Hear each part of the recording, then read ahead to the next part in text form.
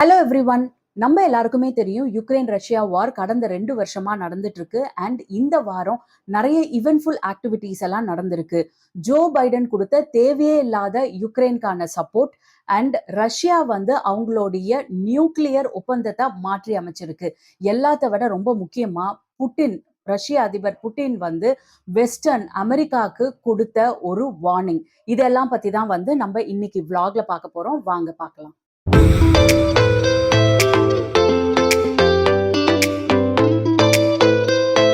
Russia Ukraine வார் கடந்த சில வருடங்களா நடந்துட்டு இருக்கு.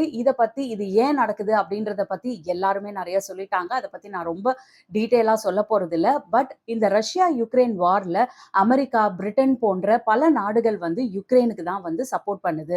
அண்ட் யுக்ரைனுக்கு அணு ஆயுதங்கள் சப்ளை பண்றதும் வந்து அமெரிக்கா, பிரிட்டன் போன்ற நாடுகள் தான். ஆனா இந்த இந்த நாடு எல்லாம் வந்து யுக்ரைனுக்கு ஆயுதத்தை சப்ளை பண்ணும்போது ஒரு ஜென்ரலான ஒரு ஒப்பந்தம் இருக்கு. அது என்ன அப்படின்னா, அமெரிக்காவோ, பிரிட்டனோ குடுக்குற ஆயுதத்த அவங்க ரஷ்யாக்குள்ள போய் அட்டாக் பண்ணக்கூடாது. யுக்ரைன் வந்து தங்கள தற்காப்புக்காக மட்டும் தான் வந்து இந்த ஆயுதத்தெல்லாம் வந்து அவங்க யூஸ் பண்ணணும். இப்படி ஒரு ஒப்பந்தத்துல தான் வந்து ஏற்கனவே வந்து ஆயுதங்கள்லாம் சப்ளை பண்றாங்க. அதனால யுக்ரைனால அவங்கள தற்காத்துக்க தான் முடியுமே வழிய, ரஷ்யாக்குள்ள போய் அவங்களால இந்த ஆயுதத்த வச்சு அட்டாக் பண்ண முடியாது. இந்த மாரி ஒரு சூழ்நிலையில ஜோ பைடன் இன்னும் ரொம்ப ரொம்ப கம்மியான காலகட்டம் தான் இருக்கு அவர் பிரசிடென்ட்டா இருக்கிறதுல. அடுத்து ஜனவரி மாதம் வந்தா வந்து ட்ரம்ப் வந்து பிரசிடென்ட்டா ஆக போறாரு. அண்ட் அவரு ஏற்கனவே எலக்ஷன் கேம்பெயின்ல சொல்லியிருக்காரு. அவரு பிரசிடென்ட்டா ஆனா நான் வந்து இந்த வார நிறுத்திடுவேன் அப்படின்னு சொல்லியிருக்கிறாரு.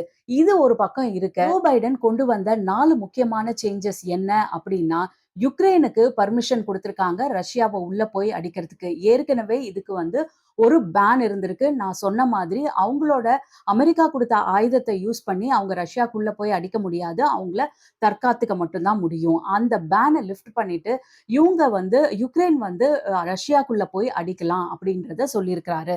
அதுக்கப்புறம் ஏற்கனவே பேன் பண்ணப்பட்ட லேண்ட் மைன்ஸ வந்து அவரு வந்து யுக்ரைனுக்கு குடுத்திருக்கிறாரு. அதுக்கப்புறம் கிட்டத்தட்ட 275 மில்லியன் டாலர்ஸ் மதிப்புள்ள ஆயுதங்கள அவங்களுக்கு குடுத்திருக்கிறாரு. அதுக்கப்புறம் கடைசியா ரொம்ப முக்கியமான விஷயம் 4.7 பில்லியன் டாலர்ஸ் யுக்ரைனுக்கு குடுக்கப்பட்ட கடன வேவ் ஆஃப் பண்ணிட்டாரு. அவருக்கு இருக்கிறதே இன்னும் 2 மாசம் தான். பட் இந்த 2 மாசத்துல அவரு இந்த மாதிரி ஒரு சேஞ்ச கொண்டு வந்தது உலகம் ஃபுல்லாவே ரொம்ப பரபரப்பா பேசப்படுது. அண்ட் ரொம்ப முக்கியமா இதுல சொல்லப்படுற விஷயம் வந்து அவங்க இந்த விஷயத்த மாத்துனது தான். யுக்ரைன் போய் ரஷ்யாக்குள்ள போய் தாக்குதல் பண்ணலாம். அவங்க அந்த அந்த ஆயுதத்தை யூஸ் பண்ணி தாக்குதல் பண்ணலாம். அப்படின்றது தான் வந்து ரொம்ப முக்கியமான சேஞ்ச். இந்த சேஞ்சஸ் எல்லாம் கொண்டு வந்த பிறகு யுக்ரைன் வந்து ஒரு லாங் ரேஞ்ச் மிசைலை யூஸ் பண்ணி ரஷ்யாவோடைய ஒரு நகரத்து மேல தாக்குதல் நடத்துது. இந்த தாக்குதலை நடத்தின பிறகு ரஷ்யா என்ன சொல்றாங்க அப்படின்னா, அவங்க தாக்குதல் பண்ண இந்த மிசைல் வந்து அமெரிக்காவாலேயோ இல்ல பிரிட்டனாலேயோ மட்டும்தான் தயாரிக்க முடியும். அண்ட் இன்ஃபேக்ட் அமெரிக்கா, பிரிட்டன் மட்டும் தான் வந்து இந்த இந்த மிசைலை வந்து இயக்கவே முடியும். யுக்ரைனுக்கு இதை இயக்கிறதுக்கான அந்த அந்த எக்ஸ்பர்டீஸ் வந்து யுக்ரைன் கிட்ட இல்ல அப்படின்றத வந்து ரஷ்யா வந்து சொல்லியிருக்கு. யுக்ரைன் இந்த லாங் ரேஞ்ச் மிசைல ரஷ்யா மேல தாக்குதல் பண்ண பிறகு ரஷ்யா வந்து ஒரு முக்கியமான ஒரு விஷயத்த வந்து செய்றாங்க. புட்டின் என்ன செய்றாரு அப்படின்னா, அவங்களுடைய நியூக்ளியர் ஒப்பந்தத்தை மாத்தி அமைக்கிறாரு. ஏற்கனவே இருந்த நியூக்ளியர் ஒப்பந்தம் என்ன சொல்லுது அப்படின்னா, அணு ஆயுத சக்தி இல்லாத ஒரு கண்ட்ரிய ரஷ்யா வந்து என்னைக்குமே அணு ஆயுத தாக்குதல் பண்ணாது அப்படின்றது தான் அவங்க கிட்ட ஏற்கனவே இருந்த நியூக்ளியர் ஒப்பந்தம். அந்த ஒப்பந்தத்தை என்னவா மாற்றி அமைக்கிறாங்க அப்படின்னா, எந்த ஒரு நாடும் இன்னொரு அணு ஆயுத சக்தி உள்ள நாடு கிட்ட இருந்து ஹெல்ப் எடுத்துக்கிட்டு ரஷ்யாவை தாக்குதல் பண்ணுச்சுன்னா, ரஷ்யா ரஷ்யாவுக்கு ஃபுல் ரைட்ஸ் இருக்கு அணு ஆயுத தாக்குதல் அந்த கண்ட்ரி மேல பண்றதுக்கு அப்படின்னு ஒரு முக்கியமான ஒரு மாற்றத்தை அவங்களுடைய நியூக்ளியர் ஒப்பந்தத்துல கொண்டு வராங்க. இது மூலியமா என்ன சேஞ்ச் நடக்க போகுது அப்படின்னா, ஏற்கனவே இந்த ஒப்பந்தம் மூலியமா அவங்க எந்த காரணத்தை முன்கொண்டும் ரஷ்யா வந்து நியூக்ளியர் அட்டாக்க யுக்ரைன் மேல பண்ண முடியாது அப்படின்னு இருந்தது. பட் இந்த மாதிரி ஒரு சேஞ்ச் கொண்டு வந்ததால எந்நேரமும் ரஷ்யாவால அணு ஆயுத தாக்குதல் யுக்ரைன் மேல தொடுக்க முடியும் அப்படின்ற சேஞ்ச தான் வந்து இந்த ஒப்பந்தம் கொண்டு வருது. இந்த ஒப்பந்தம் கொண்டு வந்த சில மணி நேரத்திலே வந்து அவங்க என்ன பண்றாங்க அப்படின்னா, ஆர்ஷனிக் அப்படின்ற ஒரு மீடியம் ரேஞ்ச் மிசைல ரஷ்யா வந்து யுக்ரைன் மேல தாக்குது. இந்த ஆயுதத்த தாக்குதல் பண்ண உடனே யுக்ரைனோட அதிபர் ரொம்ப பயங்கரமா வந்து எல்லார்கிட்டயும் என்ன சொல்றாரு அப்படின்னா, "ரஷ்யா எங்க மேல அணு ஆயுத தாக்குதல் பண்ணிடுச்சு" அப்படின்றத தான் வந்து அவரு சொல்றாரு. பட் கொஞ்ச நேரம் கழிச்சு புட்டினே வந்து ஒரு பிரஸ் கான்ஃபரன்ஸ் வச்சு அத பத்தி விவரம் வந்து கம்ப்ளீட்டா சொல்றாரு. என்ன சொல்றாரு அப்படின்னா, "இது வந்து எங்க கிட்ட இருந்த ஒரு மீடியம் ரேஞ்ச் மிசைல் தான். இது வந்து கிட்டத்தட்ட 700 டூ 800 கிலோமீட்டர்ல போகும். அண்ட் சவுண்ட விட ரொம்ப ஃபாஸ்ட்டா வந்து போகக்கூடிய திறமை வந்து இதுக்கு இருக்கு. அது இல்லாம வந்து இந்த மிசைல யாராலயும் இன்டர்செப்ட் பண்ண முடியாது." அப்படின்றதையும் வந்து சொல்றாரு. இன்னொரு விஷயமும் என்ன சொல்றாரு அப்படின்னா, "நீங்கல்லாம் நெனச்ச மாதிரி இது லாங் ரேஞ்ச் மிசைல் இல்ல. இது ஒரு மீடியம் ரேஞ்ச் மிசைல் தான். பட் ஆனா எங்க கிட்ட பல லாங் ரேஞ்ச் மிசைல்ஸும் வந்து இருக்கு. இந்த லாங் ரேஞ்ச் மிசைல்ஸ் எல்லாமே கிட்டத்தட்ட 5500 கிலோமீட்டர் தள்ளி போயி தாக்குதல் பண்ணக்கூடிய கெப்பாசிட்டி வந்து அதுக்கு இருக்கு.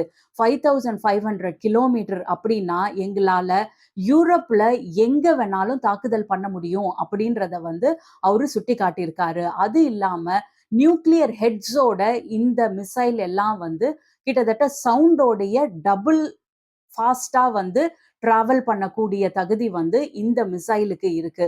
இது மூலியமா நாங்க நெனச்சா யூரோப்ல எங்க வேணாலும் எங்களால தாக்குதல் பண்ண முடியும் அப்படின்னு சொல்லியிருக்காரு. அது இல்லாம இந்த மீடியம் ரேஞ்ச் மிசைல நெறைய புரொடக்ஷன் பண்ண போகுது ரஷ்யா அப்படின்றதையும் வந்து சொல்லியிருக்கிறாரு. ரொம்ப முக்கியமா இன்னொரு விஷயம் என்ன சொல்லியிருக்காரு அப்படின்னா, எந்த கண்ட்ரியோட வெப்பன் எங்க ரஷ்யாக்குள்ள வருதோ, அந்த கண்ட்ரிய நாங்க கண்டிப்பா அட்டாக் பண்ணுவோம். அப்படின்ற விஷயத்தையும் வந்து அவரு சொல்லியிருக்காரு. இது மூலியமா பல கண்ட்ரி வந்து நீங்க வந்து இந்த ரூல்ஸ் எல்லாம் வந்து மாறிட்டீங்க.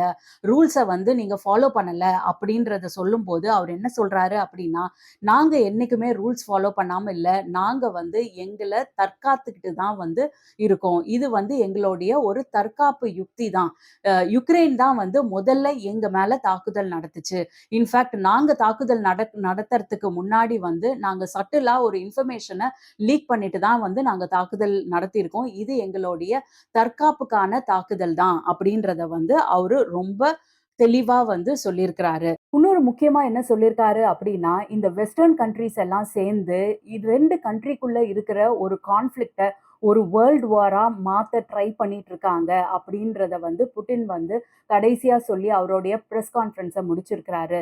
இது மூலியமா அவரு ஸ்ட்ராங்கா சொன்ன விஷயம் என்ன அப்படின்னா, எந்த ஒரு கண்ட்ரி எங்கள அட்டாக் பண்ணாலோ, இல்ல யுக்ரைன் வழியா அவங்களுடைய ஆயுதத்த எங்க கண்ட்ரிக்கு அனுப்புனாலோ, நாங்க வந்து பதிலடி குடுப்போம். பிளஸ் நாங்க வந்து நியூக்ளியர் அட்டாக் பண்ண கூட தயங்க மாட்டோம் அப்படின்றத ரொம்ப ஸ்ட்ராங்காவும், ரொம்ப போல்டாவும் சொல்லியிருக்கிறாரு. இதனால பல உலக நாடுகள் எல்லாருமே வந்து ஒரு ரொம்ப ரொம்ப ரொம்ப ஒரு பதட்டத்துல இருக்காங்க. அண்ட் நெறைய பேர் என்ன சொல்றாங்க அப்படின்னா, ஜோ பைடனோடைய காலகட்டம் பிரசிடென்ட்க்கான காலகட்டம் முடிவடையும் போது, எதுக்கு இந்த மாதிரி சில விஷயங்கள் எல்லாம் அவரு பண்ணாரு? யுக்ரைன இவரு தான் வந்து தூண்டுதல் பண்ணியிருக்கிறாரு. அதனால தான் வந்து யுக்ரைன் போயி ரஷ்யா மேல தாக்குதல் பண்ணியிருக்கிறாங்க. இந்த மாரி நெறைய விஷயங்கள புட்டின் சொன்னதுக்கு அப்புறமும், அதுக்கப்புறம் அவங்களுடைய நியூக்ளியர் ஒப்பந்தத்த மாற்றி அமைச்சதுக்கு அப்புறம் என்ன நடக்கும்ன்றத நம்ம பொறுத்திருந்து தான் பார்க்கணும்.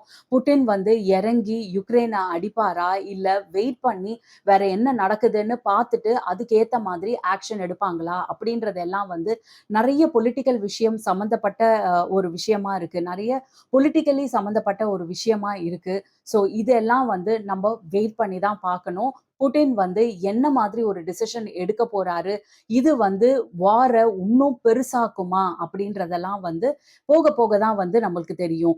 நீங்க இந்த விளாக வந்து புரிஞ்சுக்கிட்டீங்க அப்படின்னா, ஜோ பைடன் மேல தப்பு இருக்கா? இல்ல புட்டின் மேல தப்பு இருக்கா? அப்படின்னு சொல்லி நீங்க என்ன நினைக்கிறீங்கன்னு கமெண்ட்ஸ்ல போடுங்க.